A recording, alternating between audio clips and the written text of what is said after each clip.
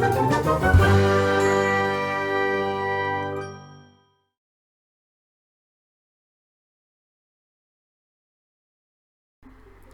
everyone, today I'm sharing a quick demo on how I drew this carousel horse with colored pencils on sanded paper.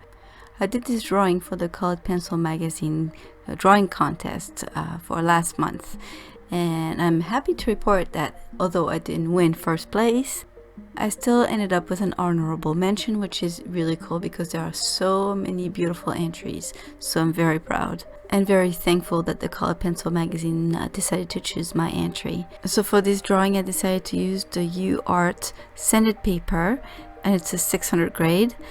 It's not too smooth, but it still has enough of a grain that it really catches the pigments of my pencils very nicely. And even though it's sanded paper, it doesn't use up my colored pencils too much, which is very nice. I used some Cerol transfer paper to transfer my drawing onto the sanded paper, because you really can't use an eraser on it. I mean, you could, but you're risking damaging the paper, so I didn't want to do that.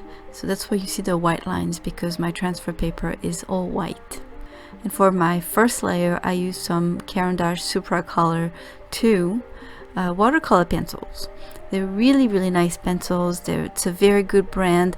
They're very creamy, and because the tooth of the paper really catches the pigments a lot, once I used my brush with water to melt all those pigments together, I ended up with a very nice and thick underpainting, and that allowed me to cover up all the, well, not white of the paper in this case, but the sand color of the paper, so that it was a nice first layer before I started putting my actual colored pencils down.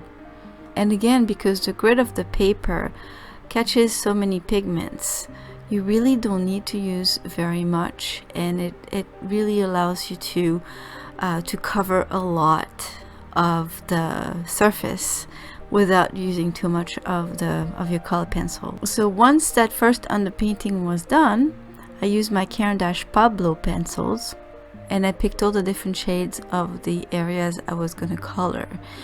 So for instance, I started with all the blues that I needed for the saddle and the decoration on the saddle, and then as I looked carefully at the reference picture, I applied the lighter blues where I saw them, and then the darker ones in the shadow areas, making sure I left the lighter areas for the lighter blues and the whites.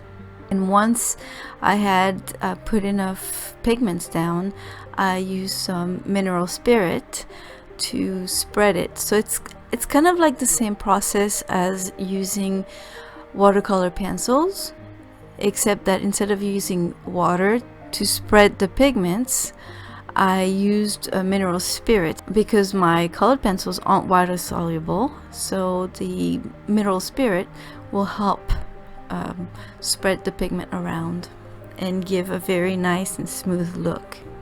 So once I was done with all the blues from the saddle, I went to the purple and then the pinks, and then I started working on the horse itself, the white, and then the variation of blues and purples on the body and also the mane and the tail. And for this particular drawing, it was kind of like coloring, because once I had my initial sketch down, I basically had some blocks of areas to color in. You know, the saddle is blue, so you just color that shape in with all the different blues that you see, and then you have that purple shape, and then you have those pink shapes. It really felt like I was just coloring those large shapes, because it really doesn't have very many small details. Once my layers of colored pencils and mineral spirits were done, I went again with my Pablo pencils over basically the whole horse, and this time I just went over everything again with the pencils, but no mineral spirit. I try to have a very light touch so that my pencils would blend each other. But what I used also was a bristle brush so that I could blend those colors together. But you have to be careful because both with the sanded paper and the bristle brush, you end up having a bit of some dust from the pigments. So be careful not to get your paper dirty or your drawing dirty. And that's also a reason why I'm using glassine paper under my hand and wrist, so that I do not crush all those little particles of pencils that are a bit everywhere because of the texture of the paper. Another reason why I like using sanded paper for my colored pencils is that you can use lighter colors over darker colors, and it's again because of the texture of the paper that just grips the pigments. After you have many layers, it might not work as well, but for quite a while you're able to add lighter colors on top of darker colors, and that's perfect to add your white highlights. So this was another fun project, although it was a little bit stressful because I decided to participate in a drawing contest about 6 days before the deadline, so I really had to hurry up and work hard at it.